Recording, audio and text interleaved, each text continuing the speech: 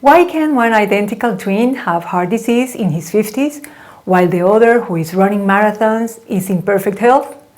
Epigenetics is the study of the interaction that occurs between genes and DNA with the many tiny molecules inside the cells that can switch genes on or off.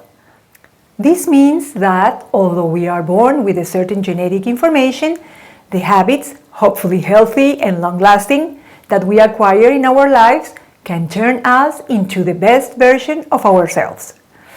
Today we will learn how epigenetic changes can enhance or interfere with the transcription of specific genes, what experiments in epigenetics are focusing on, and what practices are being developed to activate our anti-aging clock.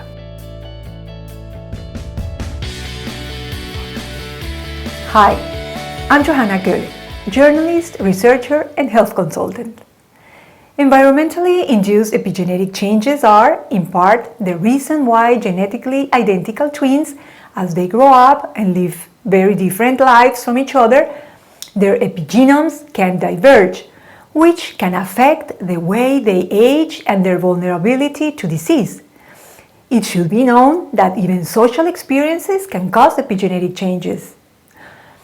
There are three mechanisms that control gene expression. One of them is methylation. This is like putting labels on genes to turn them on or off.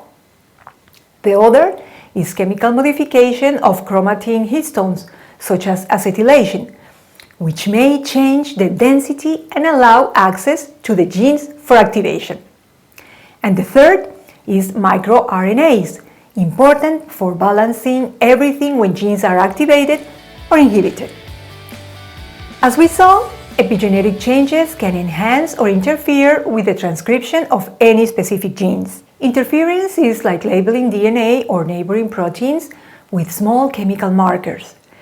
The series of chemical tags that attach to the genome of a determined cell is called epigenome. Some of these tags, such as those called methyl groups, inhibit the expression of the genes. That is, the gene is still there, but switched off.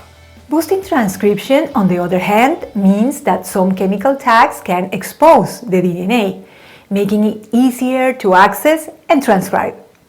This will simulate the production of a designated protein that is affected. Only now science is beginning to understand how epigenetics can, through a DNA sample, identify a person's chronological age and the implications for human development, such as aging, mental illness, heart disease, and even cancer. Once we understand how the epigenome impacts our bodies, we may be able to influence it. Current studies in epigenetics are giving priority to the rate of epigenetic aging of individuals and prediction of lifespan. Neuropathologies related to Alzheimer's and Parkinson's disease. It is also being studied in breast cancer tissue. In obesity and metabolic syndrome, for example, a large study found that several biomarkers of metabolic syndrome, such as glucose, insulin and triglyceride levels, C-reactive protein, certain waist-to-hip ratios, were associated with acceleration of epigenetic aging in the blood. Conversely, elevated levels of good HDL cholesterol were associated with a lower rate of epigenetic blood aging. As for gender and race ethnicity effects, for example, men tend to age faster than women according to the epigenetic age acceleration in blood, brain, and saliva, but it depends on the structure being investigated and the lifestyle of the individual. The epigenetic clock method applies to all race or ethnic groups examined in the sense that DNA methylated age is highly correlated with chronological age. But ethnicity can be associated with epigenetic age acceleration as well. For example, the blood of Hispanics and the Tismané Indians from Bolivia ages more slowly than that of other populations, which may explain what is known as the Hispanic paradox. Dr. Steve Horvath's anti-aging epigenetic clock is a biochemical test that can be used to measure age using DNA methylation levels. By comparing DNA methylation age, or an estimated age, with chronological age, Measures of age acceleration can be better defined. A positive or negative epigenetic age acceleration value suggests that the underlying tissue is aging faster or slower than expected. Although the factors are not very robust in terms of age acceleration in blood samples, the results have shown that there is a significant benefit in terms of slowing down aging as a consequence of lifestyle.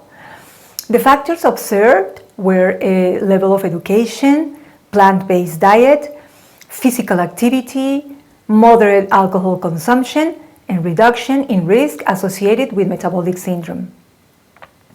The epigenetic clock can now give us insights into our biological age compared to our chronological age, and where interventions are planned in the fields that we have already discussed.